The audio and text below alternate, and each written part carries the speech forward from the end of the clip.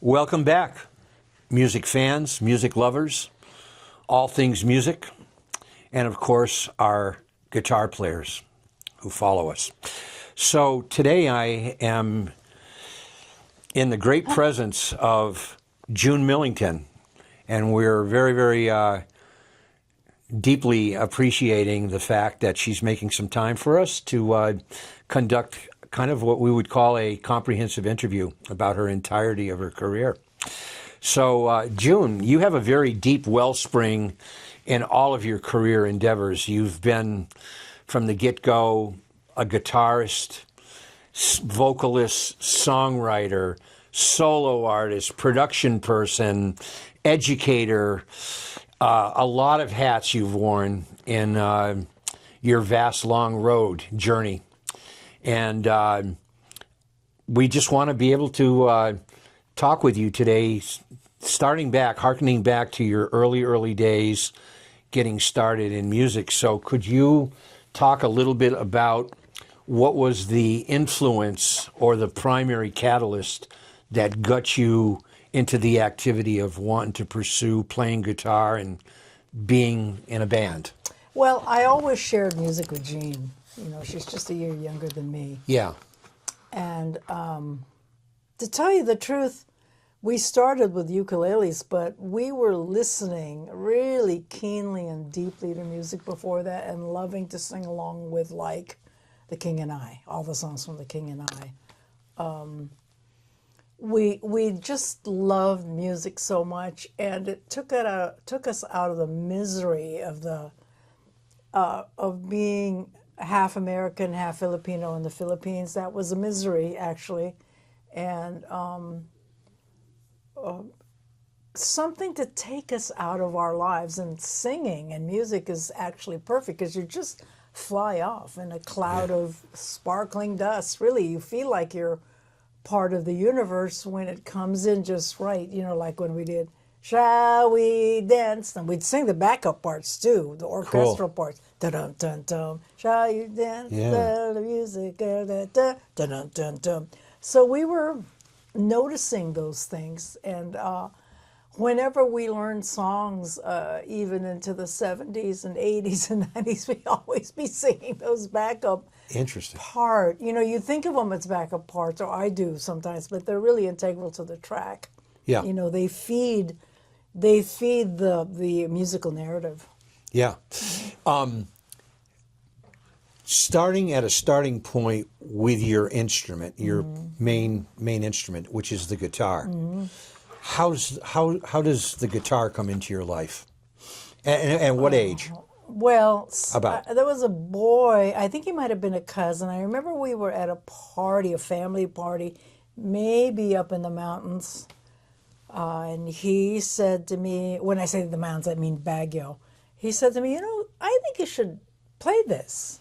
And he handed me the guitar. He essentially gave me that, not guitar, ukulele. And he said, you know, this is how you tune it. My dog has fleas. Well, that I got in an instant.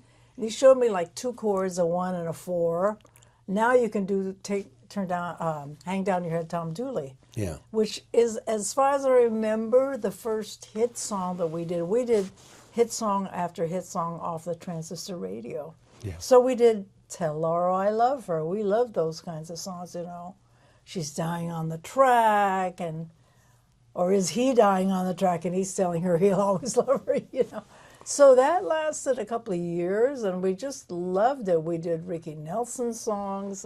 We even did one Elvis Presley song, but we didn't get really heavy because we didn't know how. But Anita Bryant, there was a lot of great stuff on Top 40 in the late 50s. Yeah. Then before we got on the ship, it was the last day just about at our convent, which Jean and I went in for 1 year. Okay. And the good thing out of that, I hated being at that convent, but the good thing was I think it was an angel showing me what was possible, because it was at the end of the class, and Mother Milagros, who was the strictest of the strict, I heard this sound and I literally stood up. She didn't even look at me. I walked out of the classroom. Nobody looked at me. Somebody pressed pause. And I just walked down the veranda hallway to about 2 doors down, and there was this girl on the far corner facing the wall playing not electric guitar, an acoustic guitar. She didn't once look at me. She didn't acknowledge me.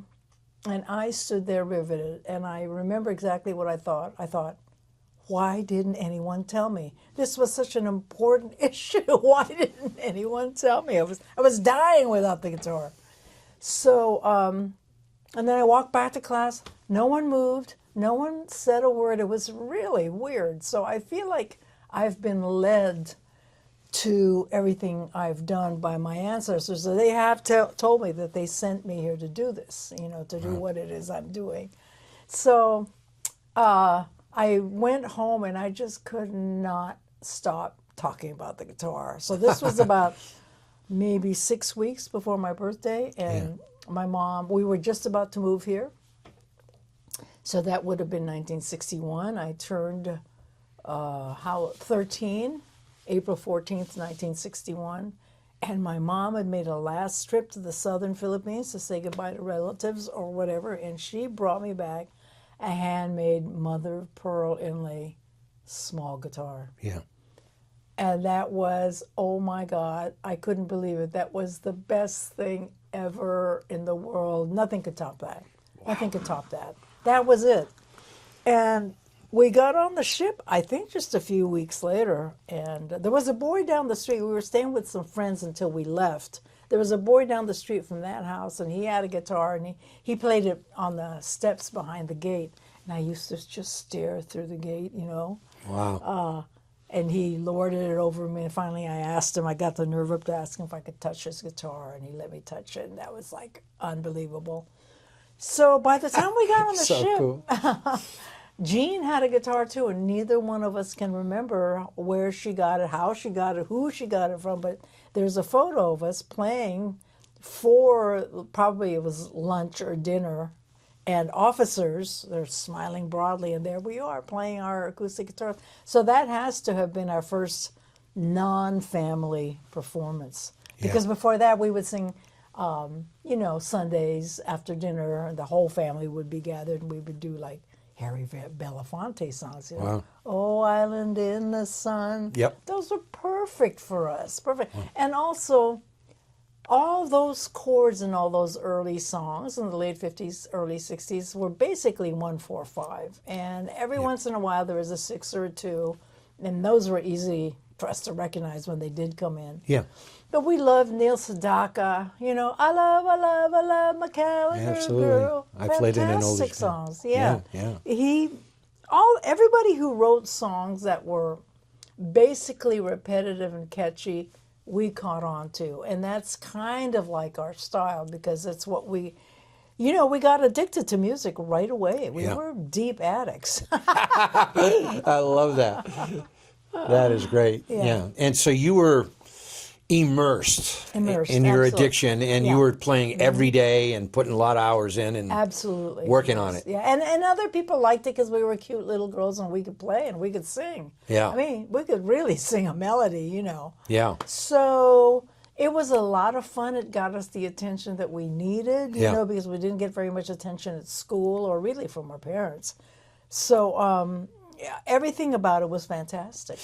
So when you moved 61. in 61 from the Philippines to the United States, where did you land? Sacramento. Well, we landed in San Francisco, but Sacramento. our dad picked us up in a pickup truck and took us. So we'll call it the next page turning or the next chapter. You start your first band, rock and roll? No. No. What's the next? We didn't have many friends, but we were playing our guitars all the time, and I was already starting to write. Okay. The first song I actually wrote, the title is Angel in White, of which I have no memory, unfortunately. Yep. The second was called Miss Wallflower 62, a little bit more of a sprightly title, which we played for the junior high talent show in the spring, early spring of 65. Yeah. No, 62, because we got there in 61, so 62. And it was a hit with the school. Kids started to stop me in the halls. They wouldn't talk to me, but they say, I like that song, and then they keep walking. And they did the same thing to Jean. So that even furthered our commitment to doing music because, my God, it was like piling up, it was speeding up. So I started to write more songs also. Yeah. And that's easy for me to do. I write all the time. So, and then a couple of years later, Gene and I did a gig up at Lake Tahoe. I was cleaning houses, believe it or not. We got some jobs after school, and I was cleaning a house for this woman whose husband was the new co-owner of Heavenly Valley up in Lake Tahoe, and they were opening a restaurant at the top of the tram. And Okay. she said to her husband, "Hey, listen to these girls," because I was always singing around while I was polishing everything. And somehow I must have brought my sister over. So the two of us sang for him, and we got the audition. We played at Heavenly Valley Ski Resort restaurant for a whole Nice. summer. Nice. So that was our first real consistent gig where we learned, because you have to have a lot of guts to walk from table to table with acoustic guitars and just go and sing. They didn't invite us. Yeah. And the guys who were working there, they said, "Well, put some money in your strap, and that'll encourage them," which is true. They gave us money. Nice. And so that was our first real experience, was like being professional. Yep. And we were professional. We never broke our sort of look and what we did and all that kind of stuff. So that was probably 64. And I think the same year, a girl from another high school called us and said, "Hey, do you want to start a band?" And I picked up the phone, I looked at Jean, and I said, "Do you want to start a band?" And about 2.5 seconds later, she said, "Yeah." And at the same time, her boyfriend was a bass player in a surf band. Okay. So we would go along to the gigs, Yeah. And some of the bigger gigs were at bowling alleys. Yes. Common back then. Yeah, and by that time we had met two other girls who were also a folk singing duo, and we got together and we hung out and we started practicing songs together. So at these boys' gigs, in which they were electric and we were acoustic, but it was like 4 acoustic guitars and 4 vocal harmonies singing like, Nowhere to Run by Martha and the Vandellas. Yes. So we were already a force, and we could feel it. We knew it, More addiction. Love that. Tentacles really got into us. Yeah, yeah. So I really committed myself to music. That was really my first love. I wasn't going to church. We stopped going to church when we left the Philippines. And music was my new church. And by the time I graduated from high schools, we had a whole bunch of gigs under our belt because of the Vietnam War. Yeah. Because there were a lot of gigs at Air Force bases. And actually, I booked the gigs. Well, we also had gigs at high schools and various venues. And actually, these women who had a sewing circle at the YWCA, my mom had taken us to the YWCA so we could swim early on. They heard us, and they booked us little duo gigs. So what I'm telling you is that Gene and I faced just about every kind of gig and audience you can imagine. I remember singing at a mental institution. They liked us. Why not? Yeah. They didn't know really, but they clapped and Yeah. they just seemed happy to see us. So everything just kind of kept adding up on the positive side. There was no negative. I mean, sure, we had to stay up a little bit late to do our homework and practice. Yeah, but no yeah. problem. We were young. Yeah. Who needed sleep? And you did the cover tunes of that era that you were in. Yeah, we sure All the did. popular songs. Yeah, I mean, the first funk tune I remember doing with the Svelts, by the way, was "Walking the Dog" by Rufus Thomas. Rufus Thomas And out of that Memphis. is an amazing track. I mean, if you know "Walking the Dog," Yes, you of got course. it. You Yeah. got it. Yeah. Yeah, a friend of mine that I played with, he had a band called the Trophies in 1964. They did the East Coast version of it. That was it's actually a hit. And their version is really, I mean, I love Rufus Thomas's version. It's like almost unbeatable, but this one was right there along with it. But that's such a cool rock and roll funky tune. Walking the Dog. Yeah, Walking the Dog. Yeah. Yes. And so I was learning different kinds of phrasing. Yeah. So It's really important. on that topic you just talked about, phrasing, getting into the band now, the Fanny Band, It wasn't Fanny yet. It wasn't Fanny yet. Okay, so please continue. Yes.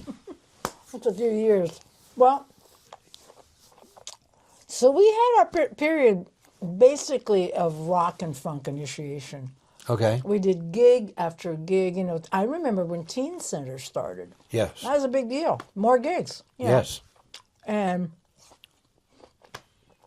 I'm remembering in '66, which is when I graduated from high school, we played the whole summer at a club in Reno. And we played 5 sets a night. That's we played right. till 4 or 5 in the morning. Yep. You know, that's what we did all the time. All the Clubs, time. There were no child labor laws in rock and roll. None. Love that None. statement. There we were. We could have drank, but we didn't. And so that was summer of '66, and I entered UC Davis as a first-year college student. There, I I saw the psychedelic bands. I started to see. I saw Pigpen, so that was early on with the Grateful Dead. Grateful Dead. Yes. Who else did I see? Well, Gene and I saw together. What was the band that had Stephen Stills and Neil Young? Oh, Buffalo Springfield. Yes. Yeah. We saw them in all their glory. They had the hats Fantastic, on and yeah. everything. Yeah, yeah. And I remember looking at Gene, and we understood something about that band. We understood that they had the full-on intent to make that band go, make it a name, make it the best, and they were. And we got that. We got that transmission. You know, we understood that That's interesting. completely. Yeah. Without even meeting them. We never met them. So we saw a lot of bands at that in Davis, at UC Davis, and then Gene decided to graduate from high school half a year early. So now we're into '67, and I remember we took a gig at Harrah's Lake Tahoe. Now it's the Spelts. Now Yeah. we're the Spelts. And we had done by that time many gigs. You know, a lot of them, like I said, were at Air Force bases. Sure. But a lot of times we would do 2 or 3 gigs a night. I mean, I'm serious. We played like the Black and White Ball in San Francisco. Then we'd go down to an air base, not an air base, but what would it? I guess Navy, down in Monterey. Then we'd drive back up to Oakland to do a after hours gig for Black enlisted men. Yeah. Maybe they weren't all enlisted, but they loved us, man, and we loved them right back. And I'll tell you, I mean, you do know that the music industry is run by the mafia, right? Absolutely. It was created 100%. by- So beyond. I recognize, after a while, I recognized that everybody who paid us was in the mob, and they were really nice. Yeah. They liked us. Yeah. They liked these scrappy girls who were making it. They understood that. Yeah. They understood that we were working really hard. And I remember this guy at this after-hours club in Oakland. I would stand there and get the money, and he'd say, "How are you?" You know, I'd say, "Fine." You know, we'd have this little chit chat. Yeah. He had a vest. He had a necktie. They all had the same outfit, including at the whiskey when we finally got to Yeah. L.A. You know, so that was good. That was copacetic. We were just doing our thing all the time, 24/7. That's all I did was listen to music, and I mean, I did homework too, but my life was in You were consumed. Mm-hmm. Yeah. Absolutely. And then by '67, let me see, '67, we had done a bunch of gigs with the Svelts. We had gone up to Portland for like a 5-week residency at a club that tried to rip us off, by the way. And we stayed with one of my boyfriends from the Lake Tahoe days. You know, it's like all like witches, cauldron. We're mixing you up. We're getting you ready. Yeah. And, you know, there's just so many. I'll just give you one example. We did a gig down by the San Jose area, and it was at a teen center, but it was around the time of the fair. Mm-hmm. So we did, I love those red curtains. They don't have those anymore. The red curtains that would go up and down. Sure. I miss that. Anyway, so we did our set. We were probably the first of the night. And then the curtain went down. The rest of the band went to eat or something. And I usually was the one who stayed back and watched the equipment because I want to see the next act. Yeah. Well, they set up their equipment real fast and the red curtain came up. And again, I heard that intention that, I'm sorry, I forgot the name of the band. Buffalo Springfield? Yeah. Same exact intention. And they were fucking great. It was, Yeah. rolling down the river. Well, Creedence Clearwater? It was Creedence Yes. Clearwater. It's the first time I ever saw them. First time probably anybody ever saw them.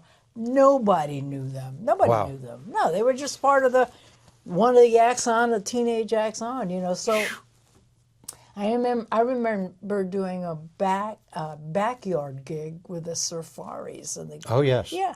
And Wipeout. we love them. And, I remember watching that drummer do his little solo thing. We didn't have any shoes on. It's like we were all kids, Wow. It was fantastic. Unbelievably cool. Yeah, we never got accosted or, beat up or raped or anything Yeah. like that. I think partly because as girls in a pod, we were together all the time. Yeah. So do not mess around with the estrogen thing, I love how you just articulated back a few moments ago about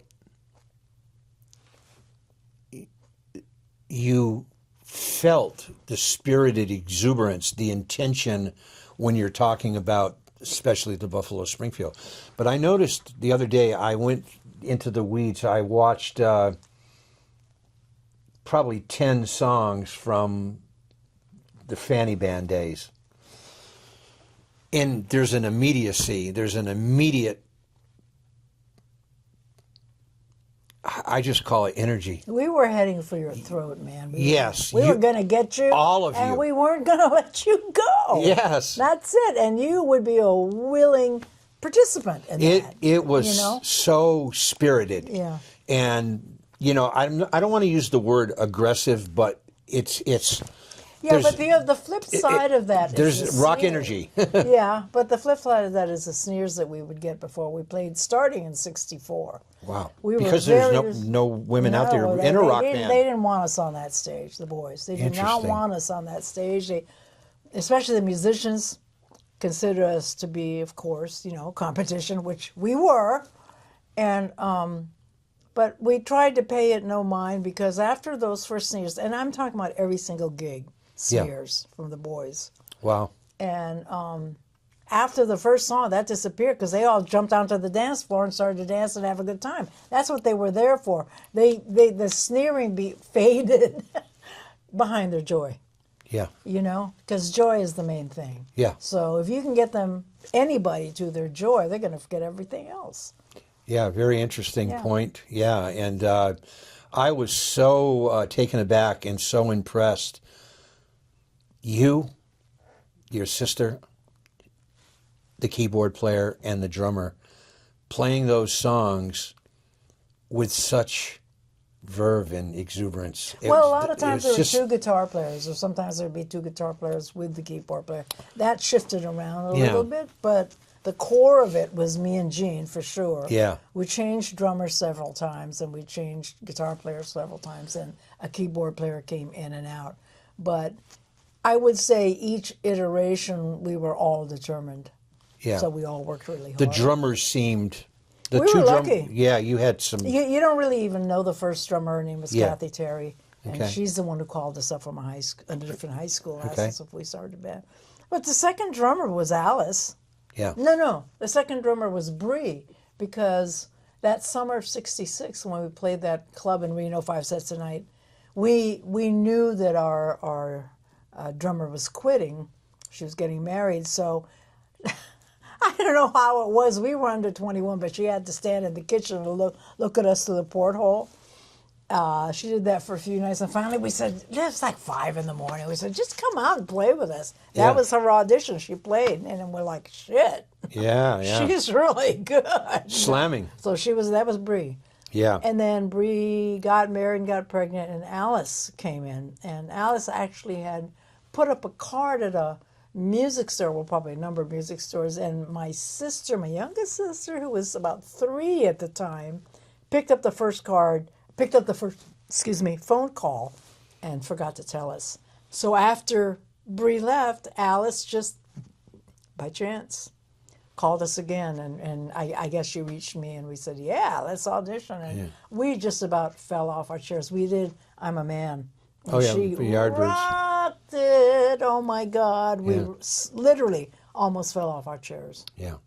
Did you have, at that juncture of time, like a professional manager or anyone that represented Yeah, you? we had a couple of managers Yeah, as we were yeah. going along. Yeah, I would And say. going into the nerd topic of equipment, your sound was lovely. You had sustain, you had the right grit on the guitar, and like, you know, when I grew up, it was Jimi Hendrix, Jeff Beck, Eric Clapton, Jimmy Page, Joe Walsh, Michael Bloomfield, Johnny Winter, and the Allman Brothers. You had great guitar tone. Your 335 sounded wonderful. Mm-hmm. And I'm just wondering, did you have any kind of interest in picking up licks or tonal That was sounds? my life. So you listened to all of those? Oh, my Yeah, God. Not yeah. only that, but, you know, all those nightclubs we played, a lot of them were black bands. Yeah. And those guys blues. were really nice. No, not necessarily blues. We were into funk. Funk. Because blues is a certain other thing. People kind of, the kids are going to kind of lose interest in it after a while, you know, Sure. if it's not like a big star. But anyway, so I in particular would always watch the guitar player, and if there was something I wanted to learn, I would just go up and ask him, and he would tell me, and he would give me more. Yeah. You know? So we got a lot of information from the bands we played with, and I listened to the tone, and I watched what they played. We all did. Yeah. We all did. And Cold Blood, for example, was... Lydia Pence. Saw them. I'm not talking about Lydia Pence. I'm talking about the band. Yeah, the funk band out of Yeah, they were amazing, and they were really good friends of ours, you know. Nice. So, yeah, you have no idea how many bands we played with. It was endless, you know. So if we could just go back and touch for a second, some of those early guitar influences on you that you were really emotionally set off, and you said, I'm going to need to figure out this phrasing or this tone Well, or that. I heard Steve Cropper and I saw Jimi Hendrix. Nice. So, Yeah, Cropper. you know, like that's a huge, huge space. Yes, it is. And I listened very closely, and I sometimes I would get discouraged. I'm like, oh my God, Jimi Hendrix, how can I ever, you know? But I could fashion myself so I did my own thing and referenced those tones and those sounds. And then when we got to L.A., I met Lowell George and Skunk Baxter. Oh my God. So they were my best friends. Wow. Yeah. Now, if I may, because I was just curious about this on those early videos, what amplifier were you using there? I'm pretty much a Fender girl, but I did use Trainer for a little bit. Yeah, I love Trainer with too. the Fender. Yeah, same for me. I used the Fender for the clean jangle chords, and sometimes if you turn it up 6, 7, or 8, you get a nice breakup with a Fender. I love the Super Reverb Yeah, with that's 410s. where I like to live, actually. I like to live right where it breaks up, because at the end of a song, if I just turned to my amp, then I would get that closing, you know. And if you watch Beat Club, I do that. Yeah, I did watch So those. I was very skilled at it. I Yeah. mean, that was my life. That's what I did, and I kept learning lick after lick. I learned every lick in "Rainy Night in Georgia" by Nice. George. What was his name? Not George Benson. George somebody. And that was, I never can remember his name, but he was the guitar player in Stuff. Do you know Stuff? Yeah, with Steve Gadd and Oh my Richard God! T. And Steve Gadd was Yeah. a friend of mine in Woodstock Wow. when I moved there. So. Wow. So I really got exposed to a lot of people that most people Eric don't. Gale, Yeah. he played with Stuff for a while. Yeah, yeah. Yeah. Yeah, I never could remember his name. Yeah. Every time I'd see him, he'd And say, Cornell "Hi, Du- June." Cornell Dupree. He's the yeah. one who did the Sort of in the fashion of a Steve Cropper, but maybe a little bit more. Rainy Night in Georgia. Yeah. He was Rainy Night in Georgia. Yeah. And actually, when I listened to him, and I put him next to other guitar players, he really plays so much more simple. Yeah. That everyone just revered him. He had his pipe, you know, and he just He just did his thing. He didn't care. He didn't compare himself to anybody. He just did his thing. Yeah. It was fantastic. Great. So many different musicians, you know. And some of them are insecure, and the ones who are not insecure are the ones who will share information with me, a girl. Because a lot of guys thought I wanted to sleep with them. They couldn't fathom that I actually wanted to play guitar and Yeah. learn some licks. You know? Yeah. So I had to be really careful with that, how I approached them. I Yeah. learned very quickly. Yeah. If we could touch now just a little bit on the topic of, you did, I believe, 5 recordings with the band Fanny during that juncture of time, the early 70s, 70 to 74. Well, I did 4, and then Patty Quattro did the 5th. Okay. Okay, so 4 records, I stand corrected. Reprise label in Casablanca? Well, Casablanca was the 5th, yes. Okay. So you worked with what we would call in the music industry professional music producers, and Well, they're titans. Yeah. Richard Perry and Perry and Todd Rundgren. I mean- Can you talk a little bit to people who are not really initiated what a music producer's role does and why they're brought in, and how you personally felt with your relationships with the band and your writing with someone like Richard Perry or Todd Rundgren? Can you talk a little bit about that kind of Well, I mean, a interchange? producer would be like the general of the army. Yeah. You know, he's the one, or she, because I became a producer also, who lines up the studio, who really gets into the music, who helps them pick out the keys, helps them with the arrangements, helps them with the sounds in the studio. It's like everything, every single detail, and is the conduit to the engineer. Because you don't have that much time to just sit around talking. You know, you got to Right. do it. So on that note, which is a very important subjects that you bring up about the producer, what happens if, say, you yourself or your sister, or there's a collaborative effort and you guys feel very strongly about a lick or a melodic fragment or a tie-in to the bridge that you say, oh, every time we play this internally, we feel really good. It really leads into that bridge great. But someone like Richard Perry or Todd Rundgren says, nah, We never let that happen. you never let it happen. Yeah, No, no. interesting. Yeah. The only really big fight I had was with Richard, because he's always trying to turn down my amp. Yeah. What the fuck? I've worked years on it. I'm hanging out with Lowell George, the titan of guitar sounds, and Jeff Baxter, who knows everything. And you're trying, he wouldn't even say anything to me. He would balk down to my amp, and I'd maybe have it at 6 or 7, which is not that bad. He turned it down to 1.5 or something. I love that story. I just would Oh, my go God. insane. You know, so that Thank you. yeah, that was the hardest part of his being a control freak. And I saw him before he died, you know. I did kind of end of life interviews with him. Yeah. I mean, he knew he was dying too, but it was like my Truth and Reconciliation talks with him. And, you know, we talked about a lot of stuff. And then at the very end, here we'd already talked about sounds and his life and my life and Fanny and everything. I mean, he remembered, because there's this one photo. I brought photos to you know, sort of jumpstart our minds. There was this one photo where he's in his car, like an MG or something, outside of Fanny Hill, and our friend Linda Wolf had taken a picture. We all hung out all the time, and he's just like grinning wildly. And I said, "Yeah, you're really stoned." He said, "Acid." So he knew that shot. He knew the time. He was on it, you know. Yeah, yeah. So when I asked him at the end of our little interview or conversation, I said, "So Richard, is there anything else that you can remember about me and, you know, our experiences in the studio?" And he said, what was it? A song that I played rhythm guitar on with Barbara Streisand. Never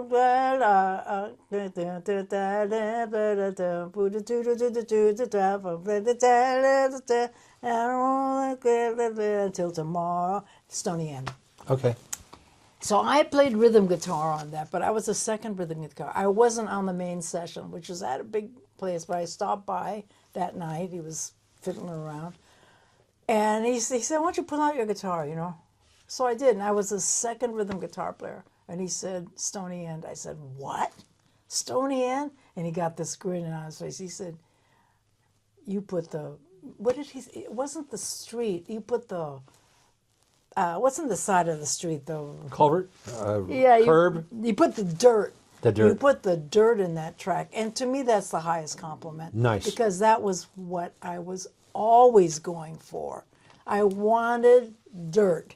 You had Even lovely if sound. it was pretty, I wanted dirt in there. It had to be, in the earth. It had to be real. It had to be growing fruit while it was happening. The roots had to be coming out. Yeah. That's how I felt about it, and he totally knew that. He totally knew that about me. And in the interview with him on the movie Fanny the Right to Rock, he mentions me in particular. He said every time she came to the studio, she knew more. She was learning so fast. And I appreciate that because he was right. Yeah. The only thing was he kept trying to turn me down. He didn't understand, Lowell and Skunk, they were the creators of what we now call classic rock. Classic rock I sound. had that classic rock sound. Absolutely. Because I was hanging out with them, Yeah. and jamming all the time. And he missed that. He missed that little detail. Yeah. Too bad because we stopped working together. But I learned a lot from him, and working with not Jeff Baxter, the Beatles engineer at Apple, because we did Jeff Emmerich. Yeah. So did you know we did the last album that I played on it No, I did not know on that. the third album? Was that the one that Todd was affiliated with? No, that was the fourth. That was the that fourth. was in New York. It is a little dinky Woodstock? place. Up in Woodstock? No, New York. Oh, in City, yeah. But so working with Jeff Emmerich was just unbelievable. I never saw a guy work so hard and so joyfully. He would literally run from station to station. He might be fiddling with my sound, then he'd run to Alice, and then he'd run to Gene. It was incredible, and he was always happy. Oh, God. Wow. I pray for a engineer like him now. But when I was in New York going to AES in the early 2000s because of building the studio, this was nothing. Nothing was in here. There wasn't even concrete out here. He saw me across a crowded room and he came running towards me twice. Nice. Because he just loved me and the band so much, and he just said, "Do you remember me? I remember you. I loved working with you so much." He just would go on and on. Nice. And he promised he would do a podcast with me, then he died. So Yeah. Can you speak a little bit on any type of neutral, positive, or negative memories of affiliated with working with Todd Rundgren? That experience? well, I mean, he really knew his shit. Yeah. he for sure he knew his stuff. Was he kind of a control freak? He was, Yeah. but he didn't show that so much while we were recording. It was at the beginning of the recording, and I really didn't like this. The rest of the girls don't remember, but he lay down on the floor right in front of us with his hands behind his head and said, "Okay," and we're staring down. It was like, this has got to be in the movie. And he Strange. says, "Okay, I'm the producer of this album, right?" And we said, "Yeah, right." And he said, "So that means I know more than you, right?" We go, "Right." And then he said, "So that means you have to do everything I say." And we go, Wow. "Right."